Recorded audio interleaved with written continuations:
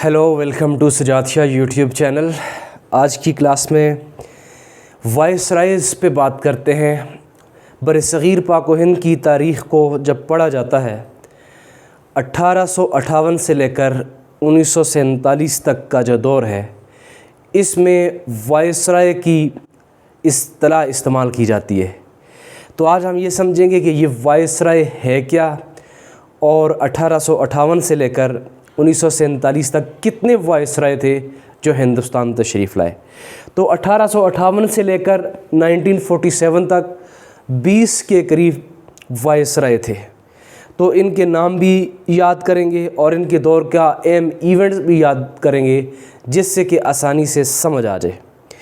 तो वायसराय को समझने से पहले थोड़ा सा इसका पस मंज़र समझेंगे। ब्रिटिश ईस्ट इंडिया कंपनी 1600 के करीब इसने ऑक्यूपाई किया बरसग़ीर पाक व हिंद पर, और 1857 की जंग आज़ादी तक ब्रिटिश ईस्ट इंडिया कंपनी पूरे हिंदुस्तान पर काबिज़ हो चुकी थी। 1857 की जो जंग आज़ादी थी, जिसको ब्रिटिश सिपाही रिबेलियन का या रिवॉल्ट ऑफ 1857 का नाम देते हैं, यहाँ तक गवर्नर जनरल मुकर्रर किए जाते थे। लॉर्ड डलहौज़ी 1848 से लेकर 1856 तक गवर्नर जनरल रहे।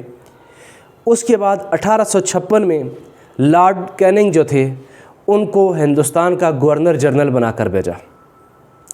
यूँ 1857 की जो जंग आज़ादी है, उस दौर में लॉर्ड कैनिंग यहाँ के गवर्नर जनरल थे। इस जंग में ब्रिटिश सरकार जो है वो पूरे हिंदुस्तान पर कब्ज़ा कर लेती है, उनको फ़तह मिलती है, मुसलमानों का अरूज इख्तिताम को पहुंचता है, और यूँ बरसग़ीर पाक व हिंद मुकम्मल तौर पर बरतानिया के राज के मातहत आ जाती है। 1858 में ब्रिटिश सरकार गवर्नमेंट ऑफ इंडिया एक्ट 1858 बनाती है। 8 अगस्त 1858 गवर्नमेंट ऑफ इंडिया एक्ट 1858 पास होता है, जिसके नतीजे में जो गवर्नर जनरल का ओहदा था उसको ख़त्म कर दिया जाता है और उसकी जगह वायसराय तैनात किया जाता है। और इसी तरह ब्रिटिश ईस्ट इंडिया का भी इख्तिताम हो जाता है, और यूँ ताज बरतानिया के मातहत ये पूरा इलाका आ जाता है। तो अब हम आते हैं वायसरायज़ की तरफ, यानी गवर्नर जनरल और वायसराय का अगर हम पहले डिफरेंस समझें कि इनके दरमियान फ़र्क क्या है। Governor general British east India company का रिप्रेजेंटेटिव था सब कॉन्टिनेंट के अंदर, जबकि वायसराय ये डायरेक्ट ब्रिटिश सरकार का ताज बरतानिया का रिप्रेजेंटेटिव था, जो बरसग़ीर पाक व हिंद पर आकर इंतज़ाम संभालता था। तो हम बात कर रहे हैं कि ये 20 वायसराय किस दौर में आए और इनके दौर के अहम इक़दामात क्या थे। सबसे पहले है लॉर्ड कैनिंग। लॉर्ड कैनिंग ये लास्ट गवर्नर जनरल था 1856 में। उसके बाद 1858 में ये हिंदुस्तान का पहला वायसराय तैनात हुआ। 1858 से लेकर 1862 तक ये हिंदुस्तान का वायसराय रहा। इसके दौर की अगर हम अहम बात करें तो एक तो वार ऑफ इंडिपेंडेंस था, दूसरा ही abolished the doctrine of lapse. इसने डॉक्ट्राइन ऑफ लैप्स जो था उसका इख्तिताम किया, जिसको कि लॉर्ड डलहौज़ी ने हिंदुस्तान में मुतहरफ़ करवाया था। उसके बाद दूसरे नंबर पर है जी लॉर्ड एल्जिन। ये 1862 में हिंदुस्तान के दूसरे वायसराय मुकर्रर हुए।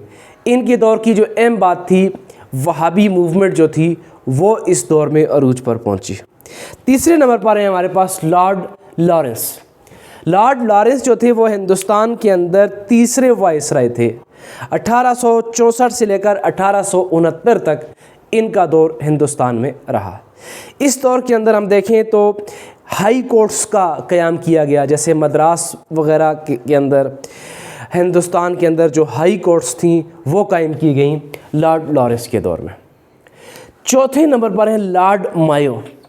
लॉर्ड मायो हिंदुस्तान के अंदर चौथे वायसराय मुकर्रर होते हैं। 1869 से लेकर 1872 तक इनका दौर था। लॉर्ड मायो के दौर के अंदर हिंदुस्तान में पहली दफ़ा मरदमशुमारी हुई, यानी census were held in Indian subcontinent in 1872 in the reign of lord Mayo. तो लॉर्ड मायो के दौर में मरदमशुमारी हुई 1872 में। ये एक अहम इवेंट था इनके दौर में। और लॉर्ड मायो को बाद में कत्ल किया गया जी। तो शेर अली आफरीदी नामी एक शख्स ने इनको इनके काम के दौरान ही कत्ल कर दिया था। उसके बाद अगला नंबर है जी लॉर्ड नॉर्थब्रुक। ये हिंदुस्तान के अंदर 5वें वायसराय हिंद बनकर आए थे और ये 1872 से लेकर 1876 तक इनका दौर रहा है। यूनिवर्सल मैरिज एक्ट 1872 के अंदर इनके दौर की अहम यादगार है। अगले नंबर पर है हमारे पास लॉर्ड लाइटन। लॉर्ड लाइटन जो है वो हिंदुस्तान के अंदर 1876 से लेकर 1880 तक इनका दौर आता है। लॉर्ड लाइटन के हवाले से अगर हम ये जानना चाहें तो इनके दौर के अंदर सर सैयद अहमद ख़ान ने अलीगढ़ में MAO कॉलेज कायम किया था। मोहम्मदन एंग्लो ओरिएंटल कॉलेज का आगाज़ हुआ था और लॉर्ड लाइटन ने ही इसका इफ्तिताह किया था। अगले नंबर पर अगर हम चाहें तो 1880 से लेकर 1884 तक लॉर्ड रिपन जो थे वो हिंदुस्तान के वायसराय मुकर्रर हुए। इनके दौर के अंदर जो सबसे अहम चीज़ थी वो थी हुकूमत को मुंतकिल किया गया था लोअर सतह पर। Local self government introduced in Indian सब कॉन्टिनेंट। तो 8वें नंबर पर हम चलते हैं जी। लॉर्ड डुफरिन का नंबर आता है जी 1884 से लेकर 1888 तक। ये लॉर्ड डुफरिन का जो दौर आता है। उसके बाद 1888 से लेकर 1894 तक, 1888 से लेकर 1894 तक का जो दौर है ये लॉर्ड्स लैंसडाउन का दौर कहलाता है इंडियन सब कॉन्टिनेंट के अंदर। उसके बाद नंबर 10 पे बारी आती है लॉर्ड एल्गिन II की। ये 1894 से लेकर 1899 तक हिंदुस्तान में बतौर वायसराय के अपनी खिदमत सरअंजाम देते रहे। आगे बढ़ते हैं तो पहुंचते हैं जी लॉर्ड कर्ज़न के दौर पर। लॉर्ड कर्ज़न का दौर स्टार्ट होता है 1899 से लेकर 1905। 1895 से लेकर 1905 तक का जो दौर है ये लॉर्ड कर्ज़न का दौर था।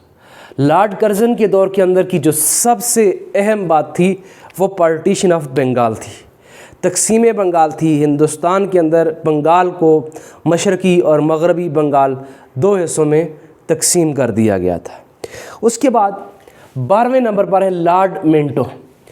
लॉर्ड मिंटो 1905 से लेकर 1910 तक हिंदुस्तान के बतौर वायसराय रहे। लॉर्ड मिंटो वही हैं जिनके पास सर आगा खान 35 रुकनी एक वफ़्त लेकर गए थे जिसको शिमला वफ़्त का नाम दिया जाता है। 1 अक्टूबर 1906 में शिमला के मकाम पर जब ये वफ़्त पहुंचा तो इसने अपने मुतालबात पेश किए थे। मिसाल के तौर पर मुसलमानों की सियासी अहमियत का, मुसलमानों के लिए जुदागाना तर्ज़ इंतखाब का और मुसलमानों की सियासी अहमियत का। तो इसी शिमला वफ़्त के नतीजे में 1909 में मिंटो मार्ले रिफॉर्म्स हुए जिसके नतीजे में मुसलमानों को जुदागाना तर्ज़ इंतखाब का इख्तियार दिया गया। तो आगे बढ़ते हैं 13वें नंबर पर है लॉर्ड हार्डिंग का नंबर। लॉर्ड हार्डिंग 1911 से लेकर 1916 तक हिंदुस्तान में वायसराय रहे। इनके दौर के अंदर की जो सबसे अहम बात है उसमें ट्रांसफ़र ऑफ कैपिटल है। कलकत्ता से दिल्ली में शिफ्ट किया गया था दारुल खिलाफा और ये दौर था लॉर्ड हार्डिंग का 1911 से लेकर 1916 तक। आगे बढ़ते हैं नंबर 14 पर है हमारे पास जी लॉर्ड चेम्सफोर्ड। लॉर्ड चेम्सफोर्ड का जो दौर है ये 1916 से लेकर 1921 तक का दौर है। इस दौर के अंदर दो बहुत इम्पॉर्टेंट पेशरफ्त हुई थी।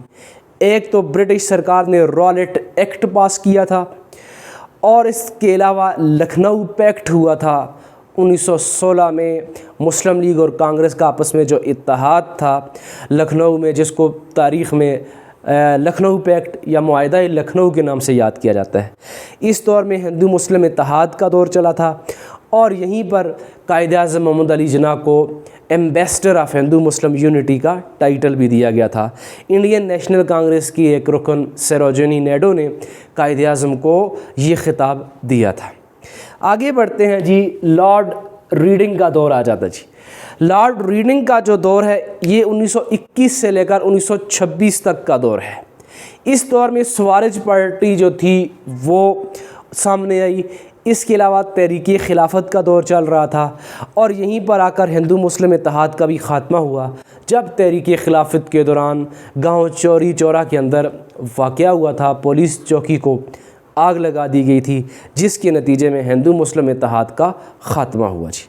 आगे बढ़ते हैं लॉर्ड इरविन के दौर की तरफ।